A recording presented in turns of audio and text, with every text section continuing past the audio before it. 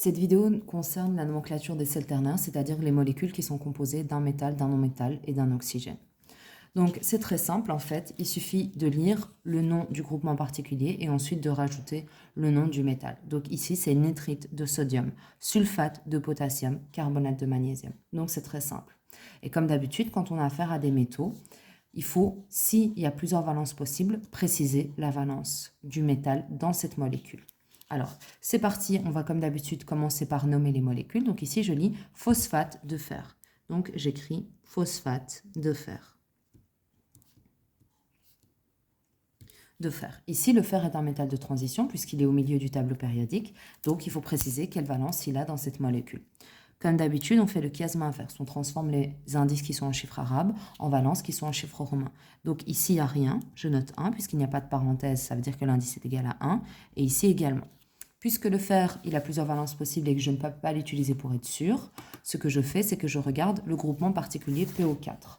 PO4, il est ici, dans le groupement particulier. PO4, il est valence 3. Ça veut dire que il faut multiplier toutes les valences par le chiffre nécessaire pour arriver à la bonne valence. Donc ici, je dois tout multiplier par 3. Donc la valence du fer ici, ça va être 3. Ici, désolé, il y a une petite erreur, il faut juste rajouter une parenthèse et un 2 ici, d'accord? Donc ça, c'est le perchlorate de plomb. Donc j'écris perchlorate de plomb.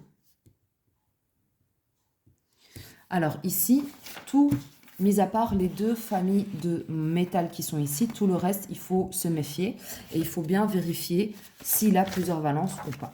Donc le plomb, il est ici, il peut être valence 2 ou 4. Donc ça veut dire qu'il va falloir chercher quelle valence il a ici. Comme d'habitude, on fait le chiasme inverse. C'est parti, tac tac, on transforme les indices en valence. Donc ici, ça nous donne 2 et ici, ça nous donne 1. On vérifie grâce au groupement particulier ici si c'est bien 1. Et effectivement, ici, le perchlorate, c'est bien valence 1. Donc ça veut dire que ici, la valence qu'on a trouvée, c'est la bonne. Donc on met 2 ici. Alors maintenant, on va trouver la formule moléculaire à partir du nom. Donc ici, chlorite de sodium. Donc j'écris comme d'habitude de droite à gauche, chlorite de sodium. Le chlorite, c'est ClO2. C'est indiqué ici en fait. Moi, je les connais par cœur, vous les connaîtrez bientôt par cœur. Chlorite de sodium. Sodium, c'est Na. Comme d'habitude, on vérifie que la formule moléculaire est bonne. En fait, tu dois vérifier la formule moléculaire pour tout, sauf pour les oxydes non métalliques. En fait, même pour tout le reste, tu dois vérifier. Donc, Na, on regarde le tableau périodique. Na, c'est valence 1. Donc, on note 1. Et le chlorite ici, il est valence 1. Donc, on note 1 ici. On fait la méthode du chiasme ici. On transforme les valences en indices. Ça nous fait 1. Ça nous fait 1. Donc, on simplifie. Donc, c'est bien NaClO2. Il n'y a rien à changer. Pour le nitrite de zinc, donc nitrite, c'est quoi? C'est NO2. Donc, on écrit NO2 de zinc, Zn. OK? Donc, on vérifie les valences. Zn, NO2.